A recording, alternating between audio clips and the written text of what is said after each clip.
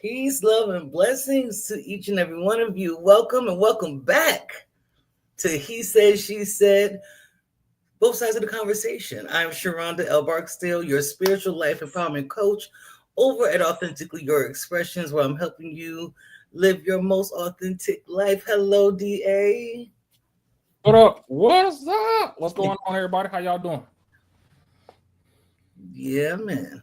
Turn my volume up. How was your? Oh yeah, I'm sorry. I was kind of turned up for a little bit. It's gonna be a good. This is a good show. It's gonna be a real good show today. Yeah, A tell real them what deep we're talking show. about. Yep, yep. So how are you doing? That's the Yeah, question. I'm doing good. I'm so over the summer. I'm Don't over be it. over the summer because soon it's gonna be winter. Then it's gonna be snowing. Then I everybody love the fall and the winter. something is totally wrong with you. I love the fall and the winter. I don't know what to tell you. Yeah, yeah. Yeah. Don't tell me that. Mm-mm. I am a spring and summer baby. Man, look. Give me the beach and on I don't even like my tires, but give me a cold drink. I'll sit out on the beach all day. Oh no. Mm-mm. Hmm.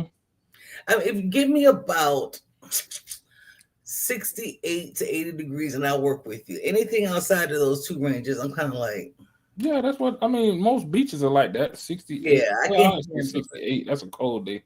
Yeah, that's a cold day. Yeah, I don't even like fooling around in Florida too much because it just stays hot too long. man. Look, see, that's where I'm from. See, That's how I grew up. We grew up on the beach, on the that's ocean, that's why you and like if it. it was too crowded on the beach, we went to somebody's pool. Exactly. Peace, G. Peace, Miles. Good to see y'all. What up, people? What up, peoples? My Yeah. peoples, Miles, G, triple Yeah. OGG. Thank you for being here. So yeah, y'all, our mission. So our Yeah. mission for this particular show is to empower you to discover your true self through different perspectives in a variety of topics from both sides of the conversation. That's something that me and DA connect real strong on is authenticity. Yep. The people showing up for real as themselves. And that's kind of been my story for a long time in my life. Hmm. Once I really identified, why am I trying to fake anything? I got to live with my consequences anyway. Right. So that's what we're here to do. Right. And Yeah. on top of that, it's like we the name says it all. It's he said, she said. You Yeah. getting two perspectives, two sides of the coin, two different point of views. Not saying one is right versus the other, but it give you a whole picture, paint you a whole picture, and then Yes. you add your perspective in. Voila, that's Voila. French. Now I don't know if it's French or not. I just feel like saying it. It sounded smooth though. I think it is. Look, don't ask me. So I ain't no help. yeah, No help. somebody in the somebody in the comments Google that and let us know. Let us know. Voila. Was that? Yeah. Voila. Either way. But yeah, you want to tell them about our topic today? Because So so the top this is DA. I'm giving DA props for this because this was excellent. yeah, so the topic, well, the what brought the topic about was a conversation about men versus women. It seems like there's a divide, and because if you pay attention to society, not just social media, it's always a man saying such something about women, then women saying something about men, and then blah blah blah blah. Keep going back and forth, back and forth. And I was having a conversation with some people about it, and we basically, I forgot what I said, but the gist of it is like, this is a problem. This is a problem that needs to be addressed. And then as me and Sheronda started talking more and more, we realized that it's just not a sex problem, a man and woman problem. Right. It's a problem across the board. It's a systemic problem. Like there's division. Like we could go for us African Americans. Hell, school days, the light skins and the dark skins, Come on. the wannabes and the jigaboos. You know what I'm saying? Then we could. You want to go a little deeper. You got religion. Yeah. Like everybody's saying their religion is the best. Their religion is the way. The Honorable Elijah Muhammad, Jesus Christ, Right. Gandhi, or not Gandhi. You know what I'm trying to say. I can't think Yeah. of it. Peace, Buddha. That's it. y'all. Like it's a lot of divide, and to me, Me personally, I don't think it should be. I think everybody's allowed their perspective, Yeah. and that's how we get along. Yeah. But it's like it's polarizing. And I want to deep dive into that a little bit, those topics. Mm-hmm. Because as a darker woman growing up, I don't remember. Okay, that was a lie. Flat out lie. I was about to say, I don't remember, put it this way, being in school and feeling like I saw light skin, dark skin. Because I'm right after that kind of light skin, dark skin thing was going on where they started kind of dying out. We didn't see it as much. But my mother is lighter than me, and my sister is lighter than me. And my mother would say stuff like, she would call me tar baby. My mother would call me tar baby, and it kind of be like, well, dang, it's stuff like that. And so I didn't see a major colorism outside of my home, but inside my home, there was a clear difference. And you see that divide. It seemed like it started showing up again. What was that? And it's interesting that you said that because it was, and I guess growing up in the South Florida, it was a distinct divide. Like Really? it was a very distinct divide. Like dark skin and light skin didn't vibe. Dark skin was considered ugly. Dark skin, like just dark skin, anything was nasty. Hell, we used to call people African booty scratchers. We used to call people what's the other one? I can't even think of it right now. Just like crazy stuff because they were dark skinned. And like, yeah, and like me being dark skinned is crazy. Not crazy. Half my family is interesting because half my grandmother is very light. She is, I want to say, she's mixed with Indian, I think, some Seminole. Okay. But she's very light. Like, and my grandfather is dark. So I got like one kind of sort of light skinned uncle, but he got dark as he got older. Then everybody else is dark. Okay. And then so as the cousins came along, it was you got the light skin one from my light skin uncle, then all the dark skin ones. But you can start to see the favoritism towards the light skin. Wow. And it was an interesting experience. And not only that, it was like being in the neighborhood, everybody would want to be around that cousin, but I was always left out. Well, I shouldn't say not I, but the darker ones was always left out. And then me not like being a cousin versus the brother, I was left out even more. So it was interesting growing up. And then we're not even gonna get into the ethnicities because like growing up in South Florida, it's like a melting pot. Yeah, it's a melting pot. You got Haitian, Jamaican, Bahamian, Cuban, Puerto Rican, Dominican, Black. So even within those cultures, even though we all came on the same boat, there's divide. The Haitians didn't mess with the Jamaicans, the Dominicans didn't fuck with the Puerto Ricans, the Cubans didn't like nobody. Wait, see, straight division. I'm looking at what Yo said right there. She said, I felt it in my home too. She said, not being light enough or having light eyes and being Creole was a whole thing. I'm not light or dark. Yeah, she's. Oh yeah, that's a whole nother. My first time ever meeting a Creole woman was when I went to Morris Brown College, and it was one of my professors. Her name I think it was Boudreaux, Miss Boudreaux. We call her Miss B. Gorgeous. But we always were trying to figure out what was she, because she was like very light skin, curvy, hazel eyes with blonde hair, and we like that just fucked up everything. We just think she dyed her hair, but nah. But even then, she got treated different from the other professors at a HBCU. See, yeah. And see, then even going to that conversation of men versus women, that division that's within the communities, it's like, what is going on here? And I know a lot of it stems biblically and things like that, where women were considered lesser, because it's within the past 60 years, maybe, that women had equal rights at all. So then I think a lot of that contributed to some of this division. It's like women didn't feel like they were worthy. Men felt like women were supposed to be controlled. Women aren't supposed to enjoy sex. Yo, that's all I'm gonna say. Women aren't supposed to enjoy sex. Women aren't supposed to, if they sleep with more than one person, they're a hoe. All these different things showed up. It's still cultures like that. And they're still very much so. It's still cultures like that. Like they only get married. Women are only supposed to be for production, reproduction. That's it. Mm-hmm. Not pleasure. And it's very, I was just like, Yeah. Traveling the world, you'll see a lot of interesting. You will. And I know you've been all over.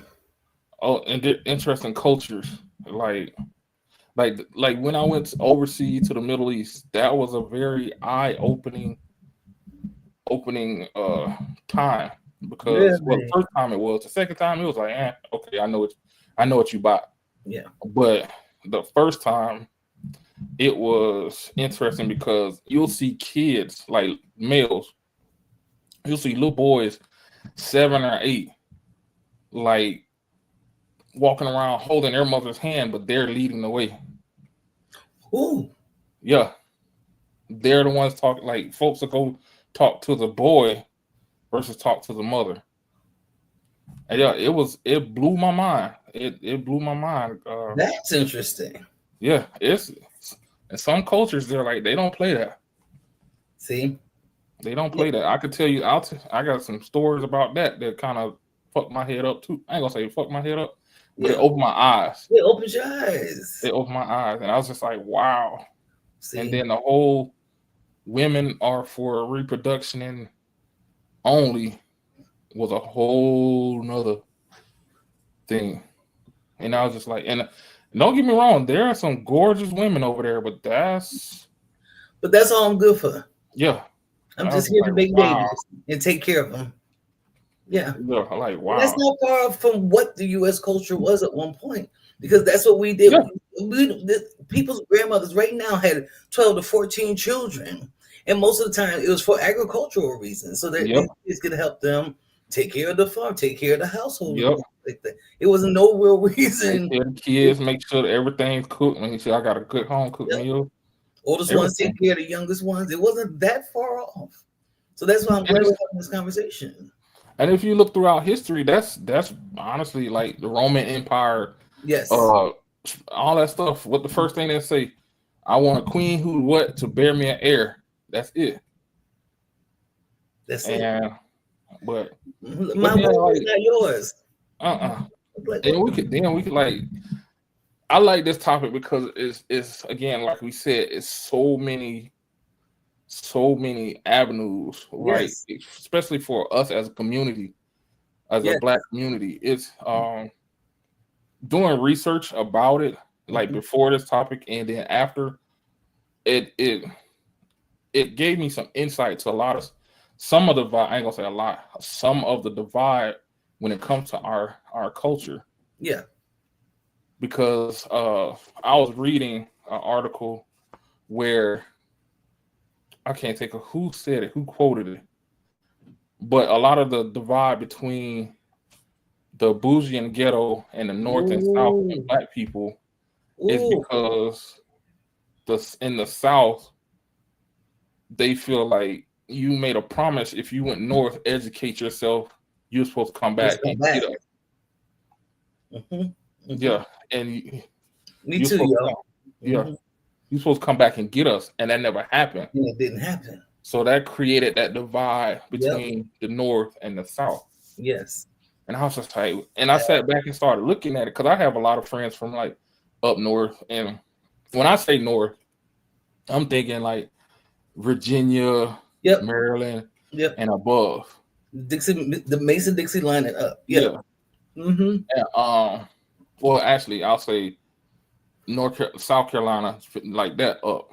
That's north to me. Yeah. But like you said, they look at it as the Mason-Dixon line. Yeah, that's how I see it too. Yeah, and so that was another thing that kind of made me go like, huh. Yeah. But it makes sense because if you look at the slavery era, There you most of go. them were Virginia, Hmm. North Carolina, South Carolina, Yep, absolutely. and then everybody started to move away from the shoreline, Yeah. and that's how you got the Mississippi, the Georgia, Mississippi, Yep. Alabama, Tennessee, and all that stuff. Yeah, yeah, that's true too. She said a ton wouldn't even leave when offered the opportunity. A lot of them, because it was change, it was different. A lot of So people yeah, did not want to leave. But see, it I was was clear. born up top. I was born in Jersey. I was raised down south. So most of my family, I spent a lot of my childhood for holidays, all that stuff. Christmases, Thanksgiving. I spent all summer long. I was up in Jersey, but I was raised down south, and you can see the difference. People up north just felt like they were better than people up south, down south.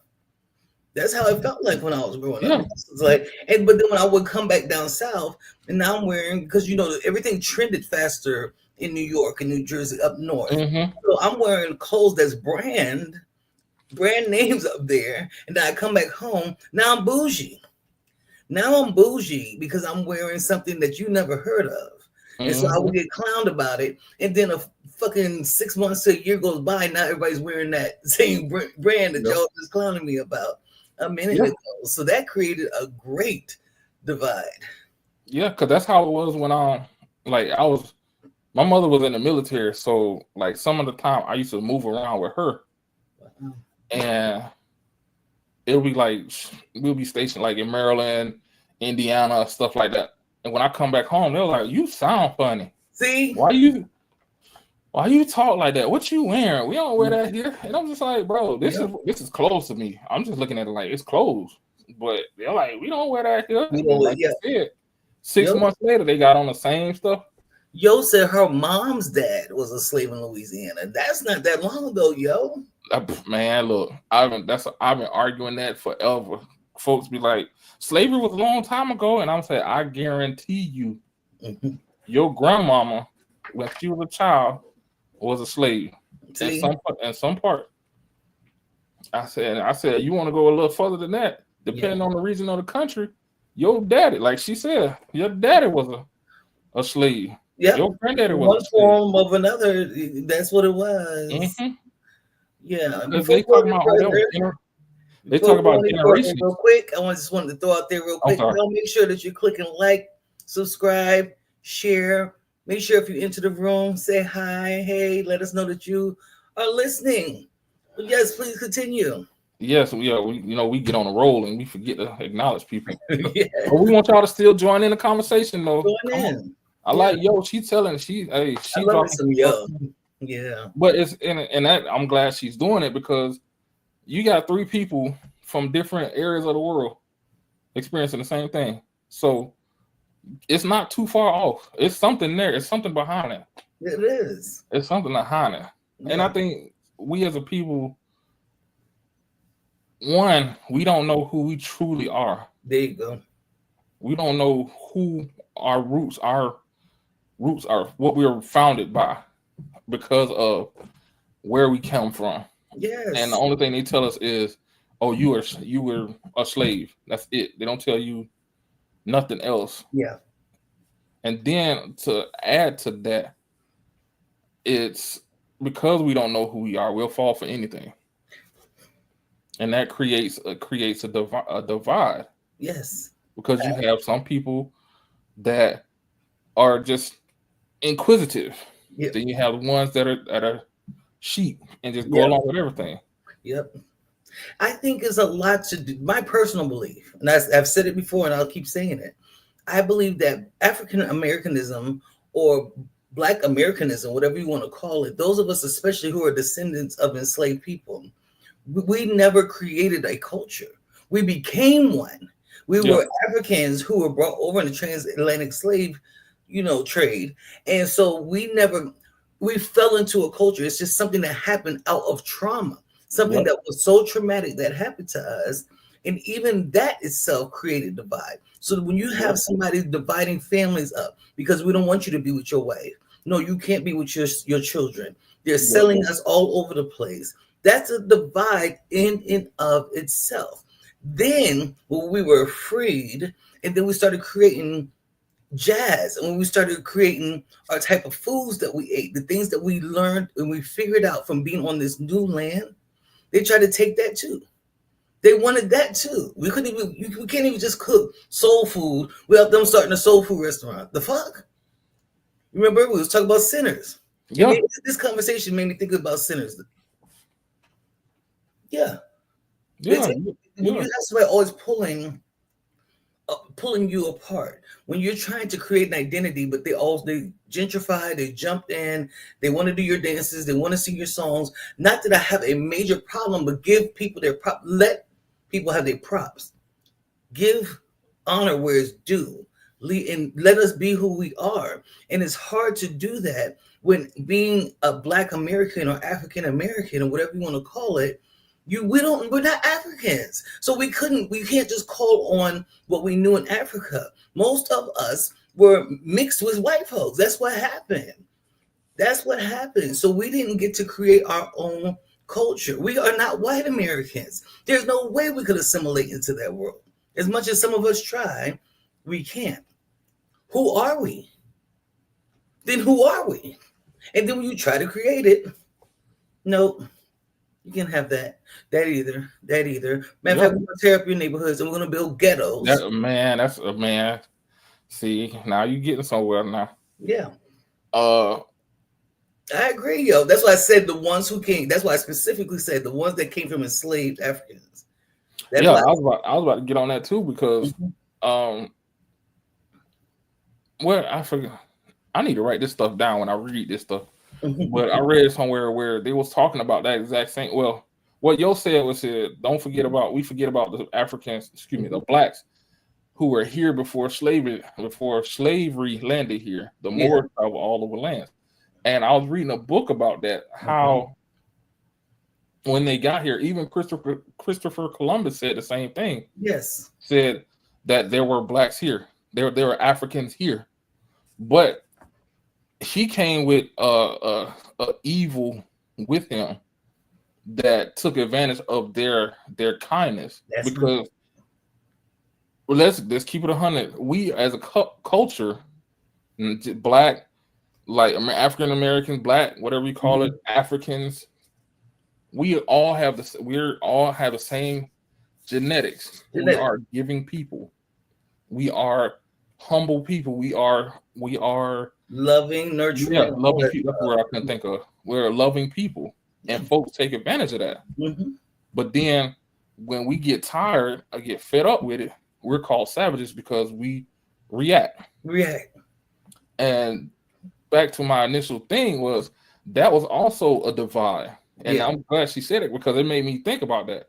Like, that's also a divide because now you got people who've been here, know how the thing go. Yes. And you have new folks, slaves, they're bringing slaves over here, property. And they're looking at them like they're strange. Yes. And they're like, no, you're supposed to be with us. Yep.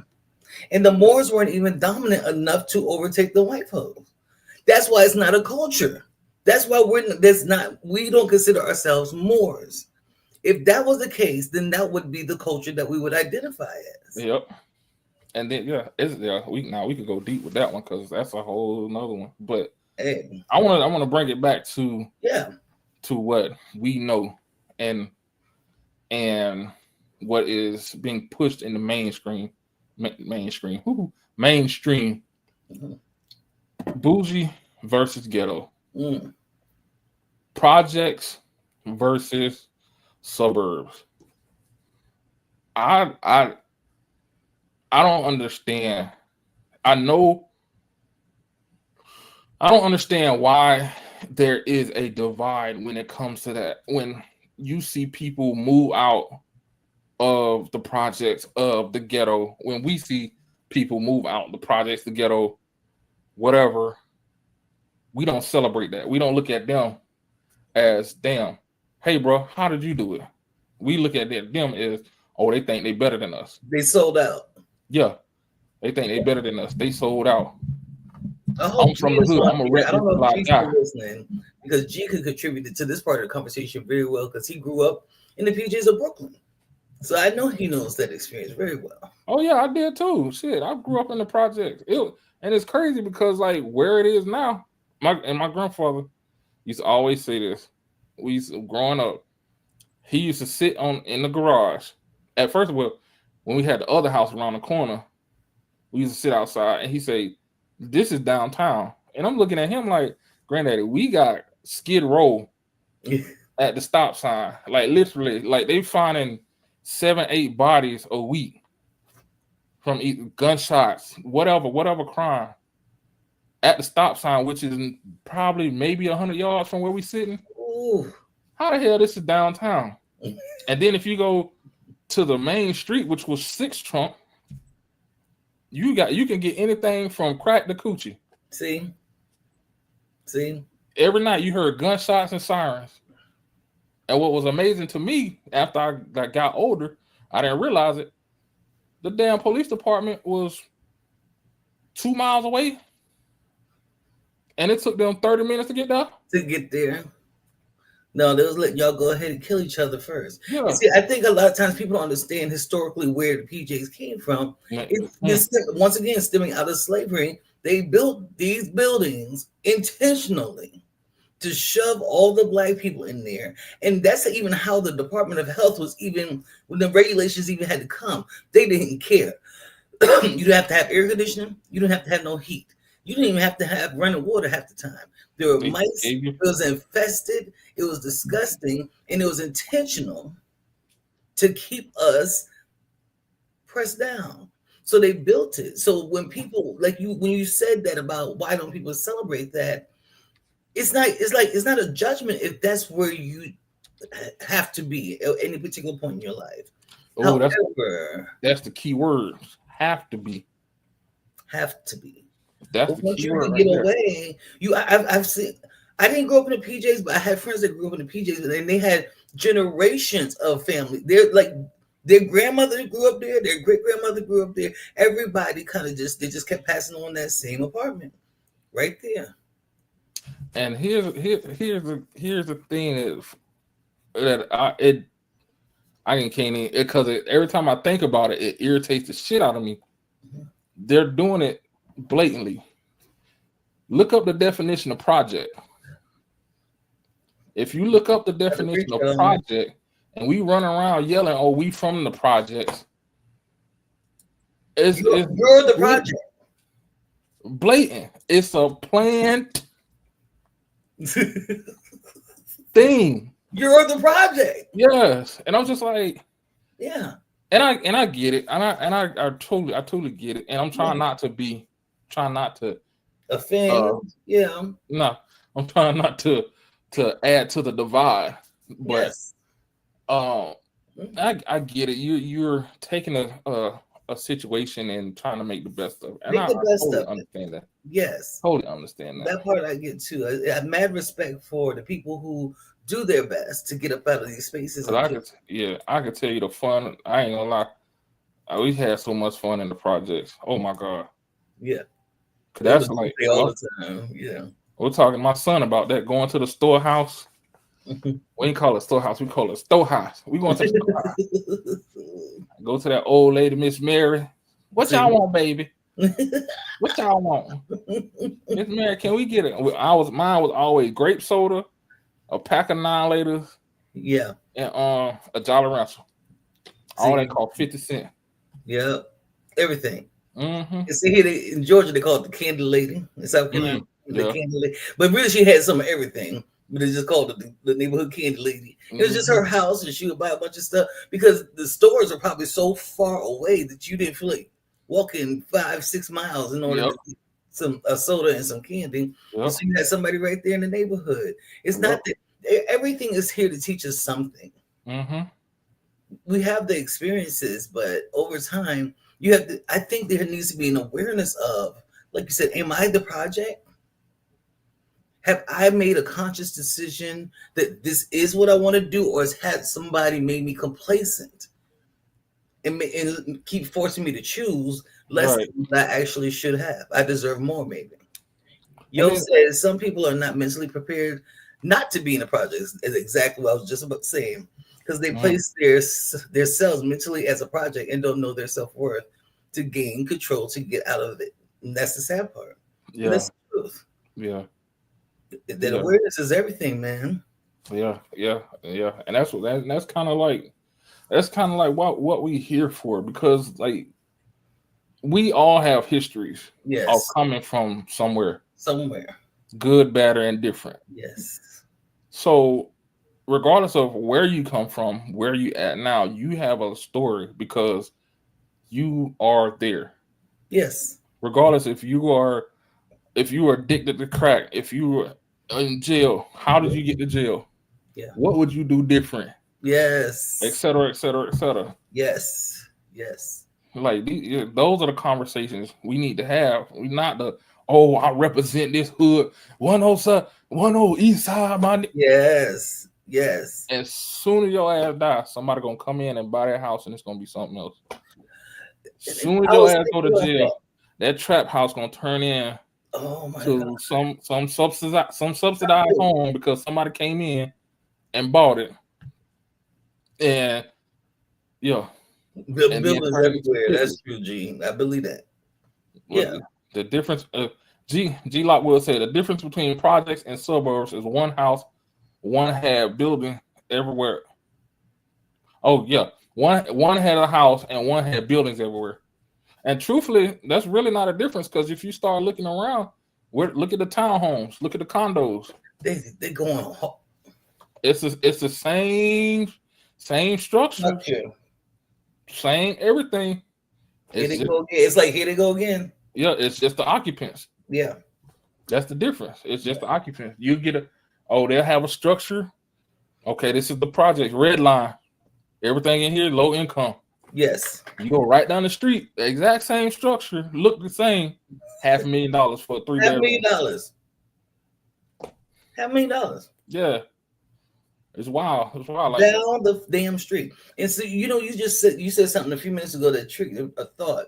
I remember when like gang wars started coming in real bad, all these gangs. And I was sitting thinking one day, they don't own that land. I'm like, wait a minute. How you claiming land and that's not your land? Like y'all have drawn a line in the sand essentially and saying this is what I rep, that's what you rep or whatever. Don't cross over here, we don't cross. But you don't even own anything, and nobody owns nothing. Nobody owns anything. You don't agree with what, Joe? You think he sees it differently. But yeah, how are you repping a space that you don't even own? How?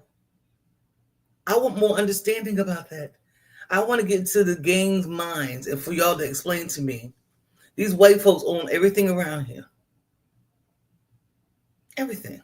What you see, D.A.? It's just like. Oh, I thought you saw something. Okay. No, actually, I did, and I was about to say. He said he don't agree with that, and I can understand why. Because again, one is funded by the government and one is not, and so I didn't even think about it like that. And then that's what made me think about it. Yeah, I didn't even think about that part. Yeah, and it's truly the PJs are in the hood. Yeah,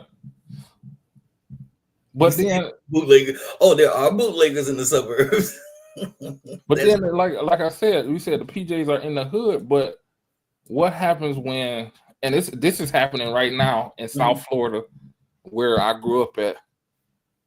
When they get to a point where the price point is at a certain point, they come in, buy up everything, and push everybody out. It's the exact same area, same houses. Now it's not the hood. Now it's not the hood, right? Exactly. They gentrifying like crazy downtown Atlanta. Atlanta was nothing but the hood. The West End, everything. It's like you said. Hey, my stomping ground. Prices up. The tax on the land. People don't own these houses for generations. Now they done push the taxes up on the land. People can't afford to stay in them. They offer them what looks like a whole bunch of money. And yeah. Oh, you hit it on something right there. You hit it on something, and that goes back to your house. And that goes back to what you said earlier, like knowing yourself, knowing thyself. Because I had a conversation with my uncle about his house. His house, is, if you look at it, is technically in the hood, in the hood, not in the projects, like borderline.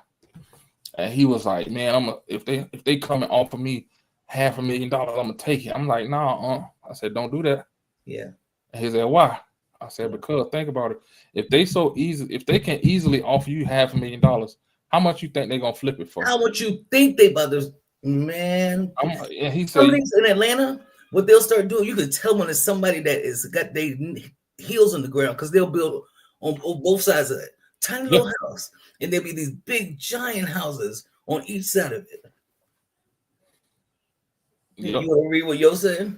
He said, "What's sad is the neighborhoods that were predominantly black that had good to them and were considered middle class. They ran them out by making things unaffordable." Yep, I agree. So if they didn't own the house at the time or wasn't paid off, it was bought up by big industry, and and they moved into section. I keep saying because I'm agreeing. I'm sorry. You're agreeing. I'm gonna read first. And they moved Section 8 in, and when they moved Section 8 in, houses turned into projects. So it depends on what part of the world you are in as well. Not all projects are stone buildings. Yep, I have seen that too. Yeah. Yep, I have seen that too. And it's sad to say because when I had rental properties, I would not rent the Section 8.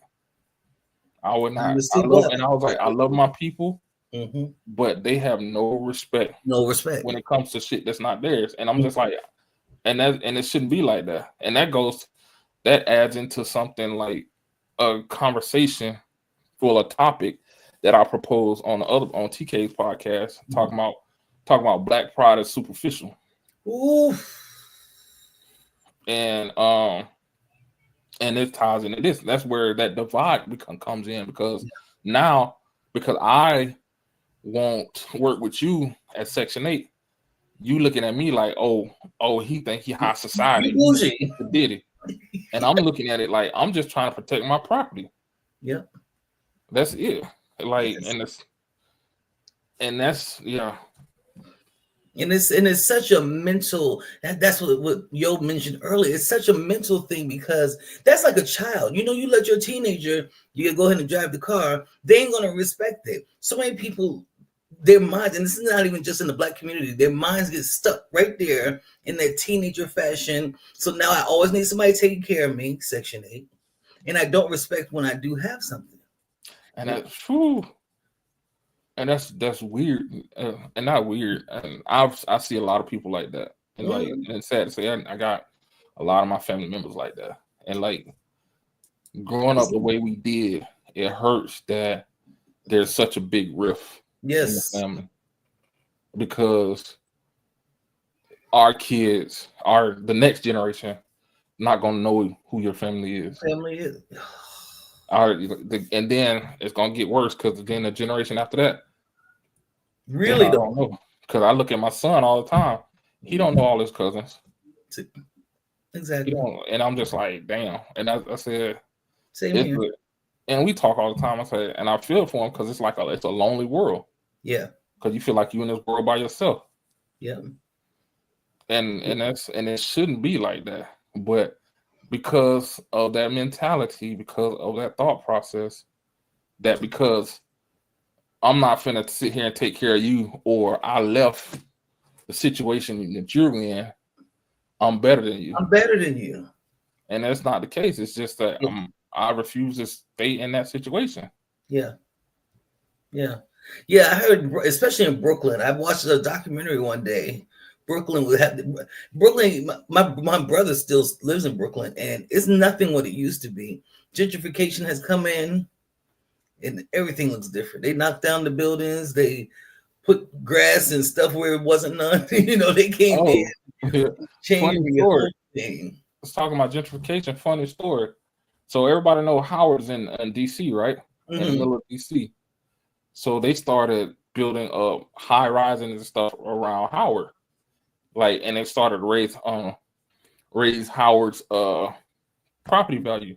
But some of the residents thought that Howard's campus was a park. see. And so they were walking their dogs and stuff on the campus, letting their dog shit all on the campus, not picking it up, stuff like that. So it became a big deal because the folks on campus, the students and faculty, would complain to the city. But the funny thing is, it's not funny, it's kind of arrogant at the same time. But the residents around started a petition to have Howard removed from that area. You gonna stop with me? No, I'm dead serious. It was on the news and everything. And it was like, this school should not be in this area. This school that been there shouldn't be there. And it was a big thing, but it got quiet. It got squashed because it was the president and everybody worked it out. Oh, because you want to pick up your dog shit. G said that's been going on since the early 60s. That's why we ended up in the projects. They bought our shit. Yeah, I believe that. Yeah, always. And it goes back to what we have been fed. Like, anything is better than nothing, which is not true. It's not true. It's not true. So when folks come in and offer you, hey, I'm gonna buy your house for $500,000. Oh, I'm gonna take that. That's more money than I was seeing. But you're not thinking like, wait a minute. Yeah. If you gonna give me $100 million, $500,000, how much is this property gonna be worth next year? Yep. Or the year after? Let me sit here and wait. And I was just like, man, yeah. So and this doesn't even just happen in big cities. I grew up in Beaufort, South Carolina. I know you know where Paris Island is. Yeah. Okay, so I grew up in Beaufort. I know Beaufort too. I used to. You know Beaufort? Okay. Yeah, I used to run down there. And that's the coast. I don't want what you running down there for, D.A. You asking too many questions. I thought so. I keep talking. But it's on the coast of South Carolina, so it's beautiful. This got beautiful Beaufort by the sea, and so you're by the bay, depending on who you're talking to. And it's just beautiful areas. The land is amazing. Again, this is a space where enslaved Africans worked. This was our land, and they gave it to us. This is a land that was given to us after slavery ended. I'm always going to use the quotes after it ended. And so they know this land is rich. This is where they were growing the cotton, the indigo, the rice. This was tobacco. That land is rich in history and everything else. What happened all of a sudden, here they go. And where I'm from, if y'all don't know, Beaufort is a bunch of islands. Mm-hmm. So you have Hilton Head Island. Beaufort itself is an island. Paris Island, where the military base is. You have Ladies Island, Fripp Island. It's just a bunch of islands all over the place connected by bridges. So what they would do is come in and do the very same thing you were talking about. I'm going to offer you X amount of money. Now, people already are struggling financially. Yep. And this is an area, it's not a big city. It falls between Savannah and Charleston on the coast, but it, in and of itself is not a big city. So, but the price of living there is high because of tourism and things like that. Okay. They came in and started, each family, just bouncing around on one island, offering money. And people who are already struggling, they go ahead and sell their land. And what they do with the land? Put a damn fence around it, build golf courses, build hotels on it, and now you can't come on. Now you can't even get on. And guess what? That little money they gave you, they don't made that back tenfold. They done made it back. Yeah. Yeah. And it's what is that's why some of us run away to Gullah Geechee Island. Yeah. I'm Gullah Geechee to my core, baby. I ain't gonna. Well, yeah, I said we're gonna talk about that later. But, yeah. Well, yeah, and it's but I still have hope because me too. I know that we as a culture are why we bump heads so much as a culture is because one, we are hurting and we lash out against the people that look like us because it's like looking in the mirror. That's when it comes to black men and black men and black women, we lash out at each other. Why? Because we are a spitting image of each other. We are each other's mirror. Like that's why it's everybody always talking about, oh, when you get date outside of your race, you don't have no problem because they're not looking in the mirror. They're not, yeah, they're looking at a painting. They're not looking at that mirror. It's different. Yes. But it's gonna be interesting once we stop fighting our inner calling and unite. And because you've seen throughout history what happens when we do. Yes. Like they tried to bury a lot of the history that happened. Like they talking about Tulsa, Oklahoma, Black Wall Street. I've been there. I've seen the remnants of that. I've heard. But listening to the stories of the people that were there, they were saying it was booming so bad, not bad. It was so good then that white people came across town to do business there. That's what caused them to come burn it down because everything, Oklahoma City, all them other cities couldn't even compete. Yeah. And that's the same thing with all the other cities where they are like, oh, what? It's funny. It's what they said on a movie that the saying that somebody did something to a white woman and the mob went and burnt down everything. Mm-hmm. That's why they kept doing that. Yeah, because they saw that we cannot compete with these folks. So destroy. We cannot compete with these folks. So the only way we can compete with these folks is to run them out. And how they run them out? They scared the devil out of us. Yeah.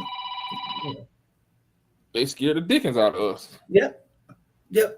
It make you feel less than all over. Let me make you feel like you ain't ish, and I'm in control of you. Yeah. And just to piggyback off this conversation, a lot of healing this right here is teaching so much self-love. There's too much self-hate within our community because people told us not to love ourselves. Yes. We were told we were ugly. We were told we were stupid. We were told we were beasts and all these different things. They sexualize the women. They sexualize the men. They hypersexualize us. Yeah. And so there's not enough self-love in order to give it out to each other. If you don't love you, you can't love somebody else appropriately. Beginning and end of the story. So I'm looking at a man, or I'm looking at another Black woman, but if I already have my hate within me, what you think I'm about to give you? Hey, hello, talk to him. What you think I'm about to give you? Why? Because we look alike. Because we look alike. And you remind me of what I don't like about me. Yep. And I like, well, I say yo too. Well, she that's a point, and it's everything, not just the civil rights movement. Everything we did, everything. Somebody used our struggle as a springboard for their cause. As a springboard, come on. Like let's keep it 100. Like it wasn't civil rights movements in the beginning. It was Black people rights, but don't nobody know about that. Yes, it was Black people rights. But folks started seeing, oh, there's something behind this, so let's get on the bandwagon and open it up for everybody. Yeah, and call it civil. Then the same thing with women's rights. Same thing with the feminist movement. Same thing. It's just like everything that our pain people use to get their agenda across. Yeah, and we don't see it. I don't, and this might be controversial, but it is what it is. The LGBTQ community wasn't major until it hit our doorstep. Absolutely. It was not major until it hit. Now, mind you, probably agree with that too. It's going around. It's been going around for a long time. Yeah, a long time. But the moment we started standing up and saying, "Hey, we're part of this community. Hey, we understand the struggle. Hey, we know what's going on." Then it started getting headway, and then the folks came in and started putting money behind it. Yeah. Look at the Me Too movement. Look, Black Lives Matter, all that shit, and it shows us what we can do when we unite. Yes, absolutely. We are a powerhouse. Our creativity is out of this world. Our ability to think, our abilities in mathematics and English and just education, our ability to nurture all of it Everything that comes from out of our DNA is supreme. She said, yeah, she agreed with that. She's in the LGBTQ community and she agreed. But everything that we do is far and above, beyond what other people, other cultures can do. And they know it. That's why I said about the self-love thing. These people see you. They see how great you are and how amazing you are and how beautiful you are and how you can take care of their children. We up here breastfeeding their kids, but we can't drink out their water fountain. They see the magic in you, and you got to remember that. Yeah.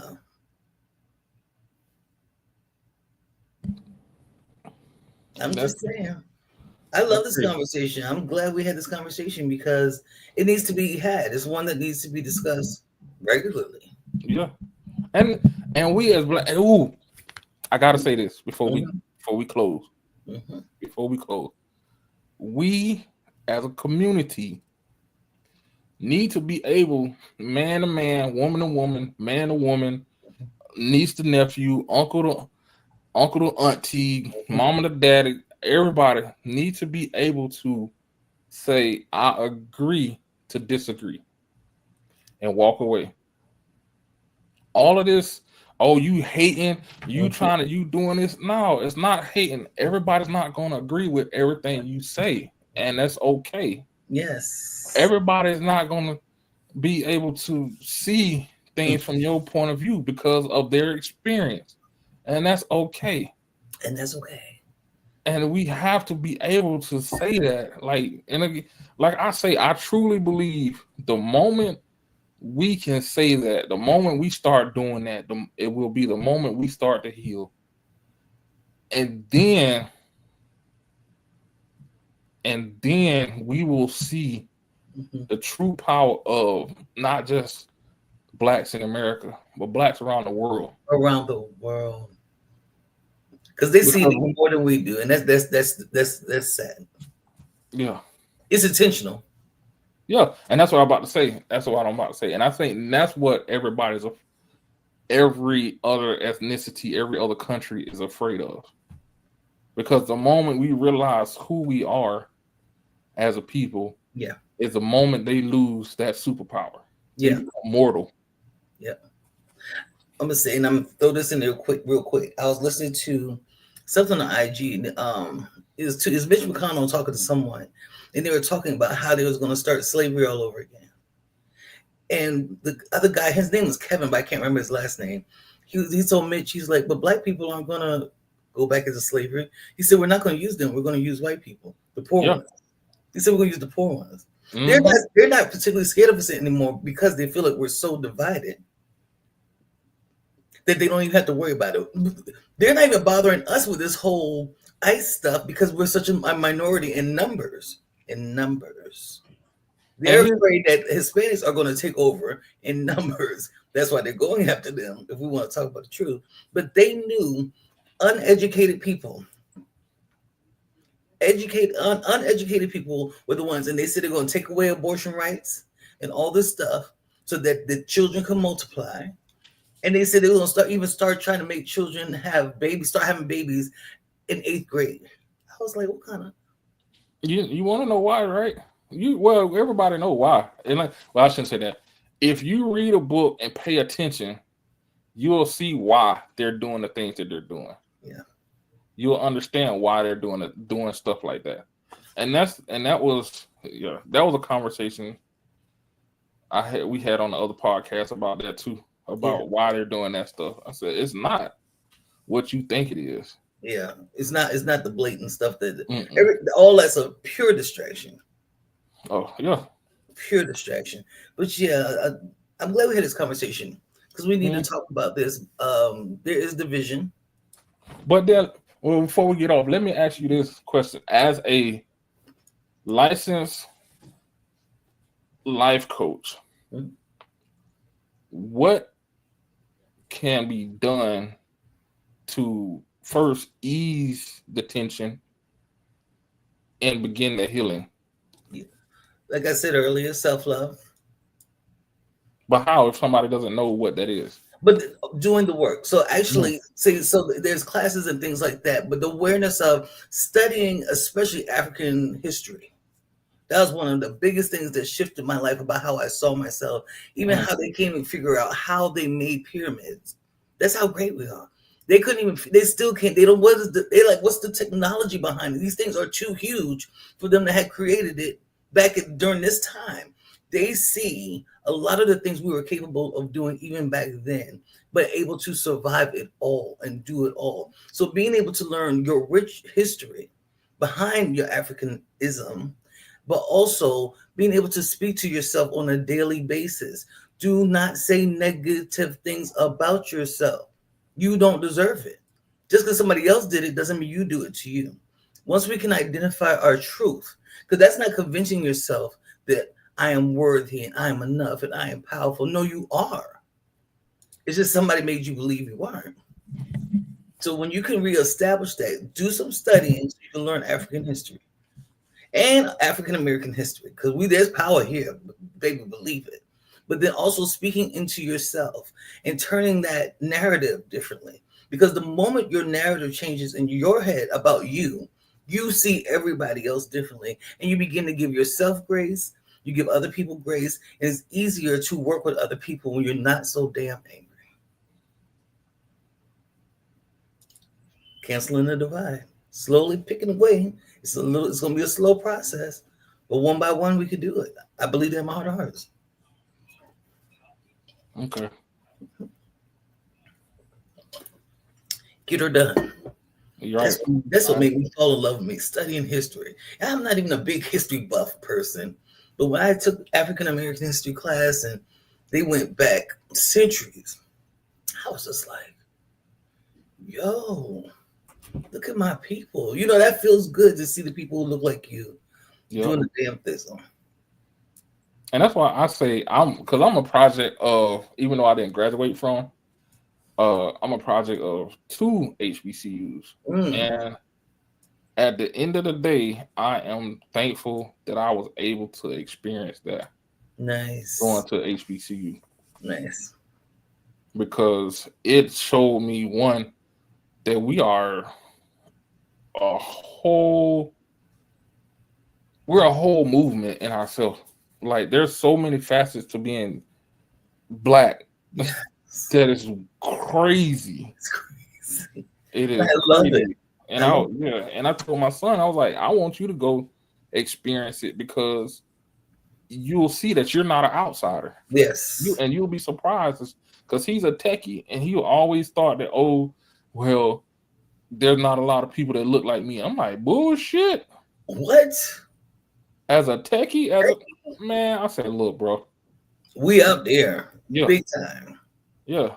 We may not have the finances behind us Yeah. like everybody else do, but oh no, we got a lane. Don't get it twisted. Yep. Don't get it twisted. Yep.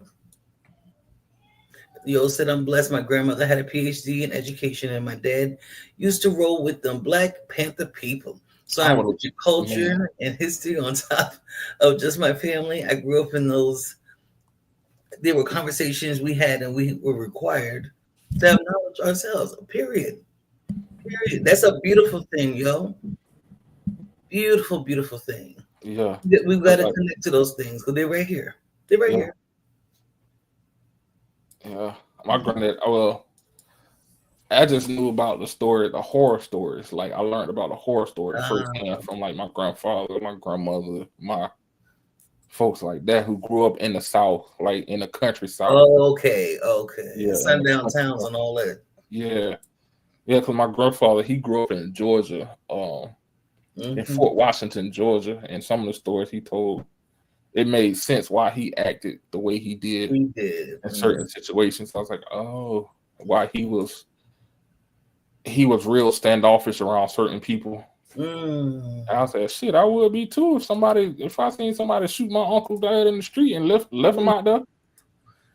Uh, Like, I would be it's, too. yeah, and we got to do a lot of healing for this trauma the trauma Oh, runs in generations, and it's work. It's work. speaking of, And that so, might be a class we have to do. yeah. Speaking of that, before we get off, you made me think of something. when we said earlier that it's not that far off, I was having a conversation with my sister about the one time we lived with my mom in West Virginia. Okay. And we were just talking about all the fun and all the stuff we had because she worked on the college campus, so everybody thought I was in college, blah blah blah blah. Mm-hmm. So one of my friends, he was dating a white girl in West Virginia, and one night I was over there, and they burnt the cross of his yard. My sister remembers that. My younger sister remembers that to this day, and I was just like, I didn't think you knew that. I didn't think you knew about that. She said, yeah, because she said my mama was scared, and she said she was scared because she thought something was gonna happen to me because they knew how I was, and because I was shit. I already said go. I said if it's going down, let's get it over with. You know what I mean? And so, yeah, wow. Yeah, and mind you, my sister just turned 40. Oh. Yeah, so it ain't that. Everybody like, oh, they don't do that no more. Please give me a break. Well, yes, y'all. Thank you so much for everybody who tuned in tonight. Thank you for joining us. Thank you for having the conversations. You know, contributed to the conversation. Make sure y'all are subscribed. Make sure you turn on that notification bell so you know when we go live, just in case you forget. Yes. Share this with your friends and join us next week. Yes. What you got? Yes. Thank you. And like she said, everything she said. And if you got questions or you feel like there's a topic that you want us to discuss, like we're open books, we'll do the research. But the email address is 2025 he said she said at gmail.com. Again, that's 2025 he said she said at gmail.com. And hey, if you want to be anonymous, be anonymous. If you want us to put you on blast, we'll put you on blast. Yeah. Don't come with no foolishness though, because we will put you on blast. Right. Don't start with us. But we'll gladly share it. Thank you, everyone. And y'all have a good week. Peace.